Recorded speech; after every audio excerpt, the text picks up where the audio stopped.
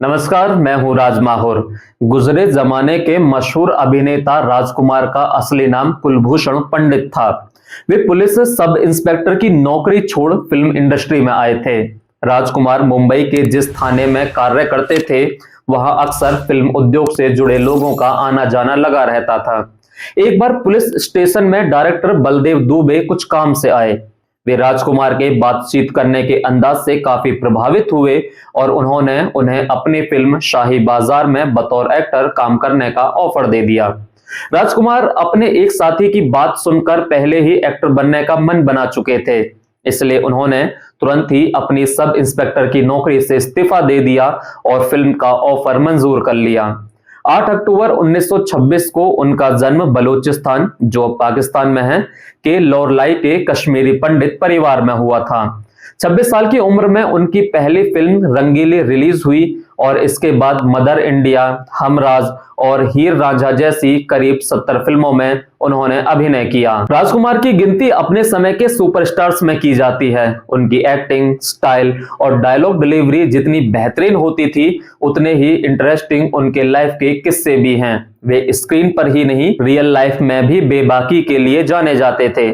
जानकारों का कहना है कि उनके बारे में ये फेमस था कि यदि उन्हें फिल्म के डायलॉग पसंद नहीं आते थे तो वे कैमरे के सामने ही उसे बदल दिया करते थे। राजकुमार की जिंदगी से जुड़े आज हम आपको कुछ इंटरेस्टिंग किस्से सुनाने जा रहे हैं। चलिए शुरू करते हैं। राजकुमार और गोविंदा की फिल्म जंगबाज की शूटिंग चल रही थी। बताते हैं कि गोविंदा शानदार शर्ट पहने हुए राजकुमार के साथ शूटिंग खत्म होने के बाद वक्त बिता रहे थे। तभी राजकुमार ने उनसे कहा, यार तुम्हारी शर्ट बहुत शानदार है। गोविंदा यह बात सुनकर बहुत खुश हो गए।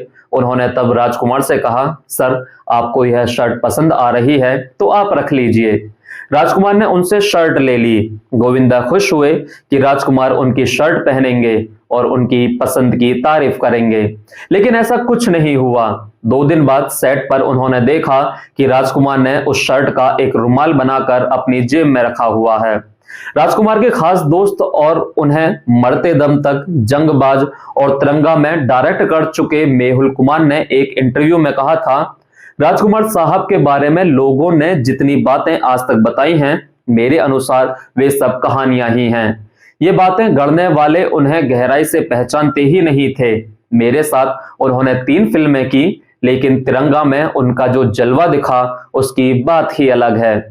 जब मैंने नाना पाटेकर और राज साहब के साथ तिरंगा स्टार्ट की थी, तब इंडस्ट्री के 99% लोग बोल रहे थे कि मेहुल भाई, तुम तो ईस्ट और वेस्ट दोनों को एक साथ लाकर काम कर रहे हो, पता नहीं सेट पर क्या होगा। तिरंगा में इन दोनों के साथ आने की कहानी भी खूब है।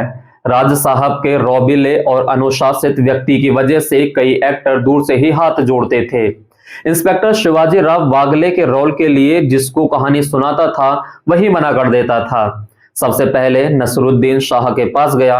उन्होंने कहा, मेहुल भाई आपके साथ मुझे कोई प्रॉब्लम नहीं है, लेकिन राज साहब के साथ काम करने से तो मैं रहा।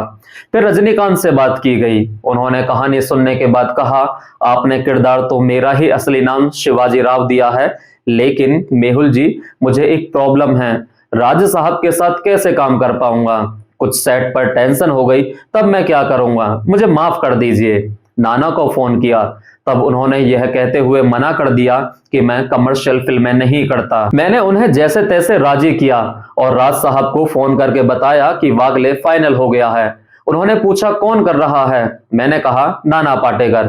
वे कहने लगे, अरे मेहुल, उसका दिमाग बहुत खराब रहता है, सुना है कि वह सेट पर गाली गलौज कर देता है।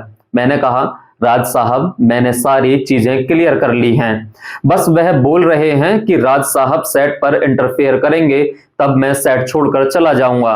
राज साहब केवल एक शब्द बोले, मेहुल गो अहेड।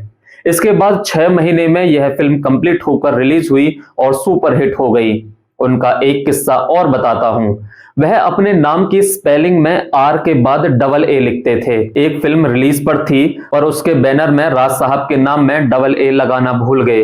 उन्होंने कहीं पढ़ लिया और अपने रौबीले अंदाज में प्रोड्यूसर को फोन करके कहा, जानी तुमको मालूम नहीं, हमारे नाम की स्पेलिंग में RAJ नहीं बल्कि RAAJ लिखा जाता है। अभी इसी समय बैनर चेंज करो। अपने नाम ही की तरह उन्होंने हमेशा राजकुमार जैसी ही जिंदगी जी।